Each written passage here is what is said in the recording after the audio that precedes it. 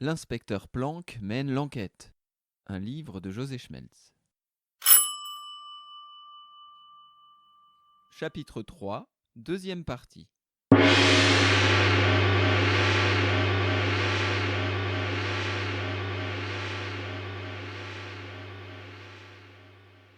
À peine entré dans sa chambre, Salomé appela donc son animal favori.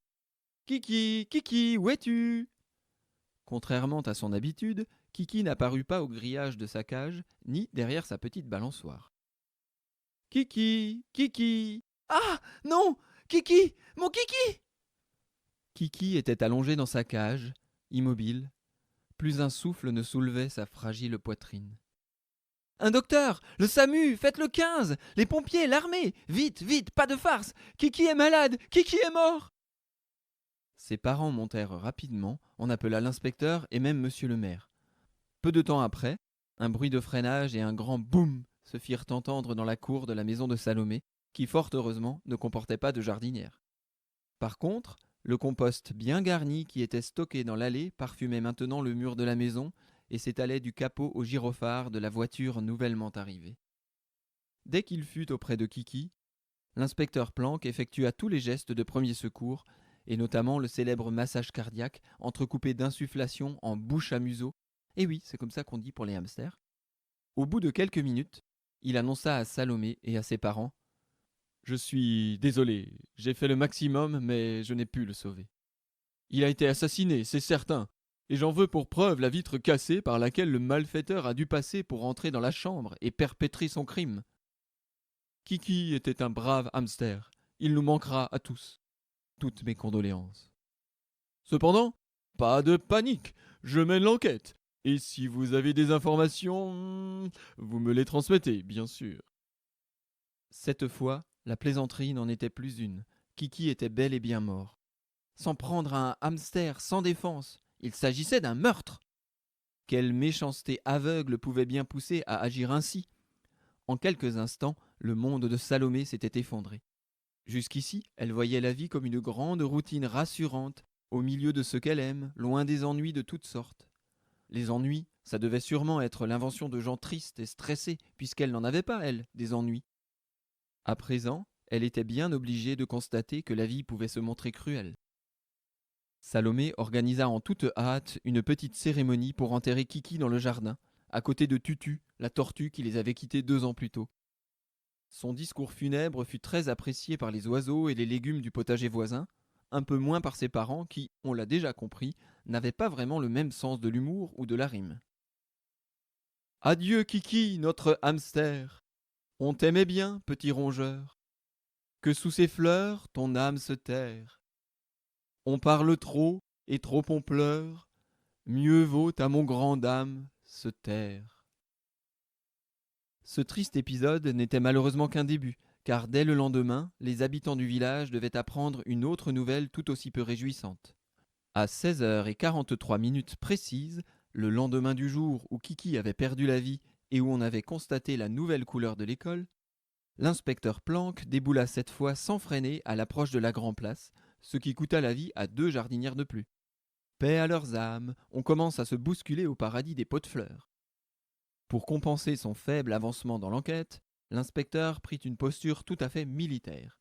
« Encore un crime, et cette fois c'est notre charmante professeure de géographie, Miss Mapp, qui a été enlevée. Elle devait se présenter hier à 15h45 pour assurer son fameux cours sur les rivières et les forêts d'Auvergne au temps de Charlemagne, mais les élèves l'ont attendue en vain. Aucune nouvelle depuis hier. Mais bien sûr, pas de panique, je mène l'enquête. Vous connaissez mes grandes compétences inspectoriales qui ont toujours prouvé mon efficacité policière et par contre, si vous aviez des informations, des indices ou même n'importe quoi d'autre, ça serait vraiment sympathique de m'appeler, parce que là, je vous avoue que je patauge un peu dans la semoule mouvante. Enfin, je veux dire que je pédale un peu dans les sables coulants. » Miss Mapp était une enseignante plutôt avenante et souriante, avec un accent anglais très prononcé.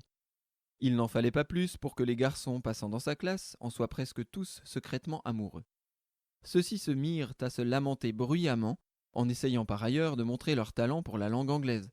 avec un très mauvais accent. Mettons cela sur le compte de l'émotion. Miss Mapp, where are you?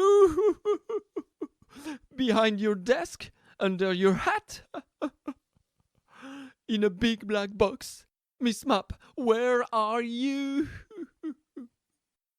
Allez, je veux bien traduire pour ceux qui ont surtout appris l'allemand, l'espagnol ou le suédois. Miss Mapp, où êtes-vous?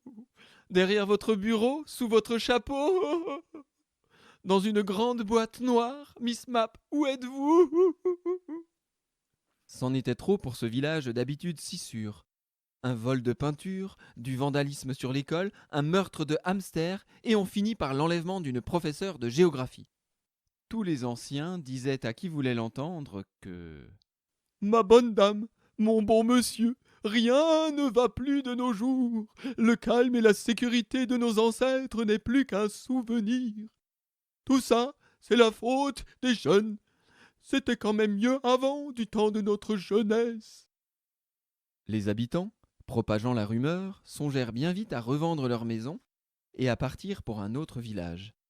2 jours plus tard, un agent immobilier s'installait d'ailleurs à Bourg-la-Verdure, ce qui prouve, mais en est-il besoin, qu'une agence immobilière est toujours très efficace quand elle flaire de l'argent à gagner, en tout cas plus efficace que quand elle doit vous en rembourser. Mais revenons à notre affaire. Au milieu de toute cette agitation, sur la grande place du village, on vit même sortir en robe de chambre la vieille Marceline, 98 ans, qui n'avait décidément plus toute sa raison et qui criait à tue-tête. Aux voleurs, aux vandales, assassins, kidnappeurs!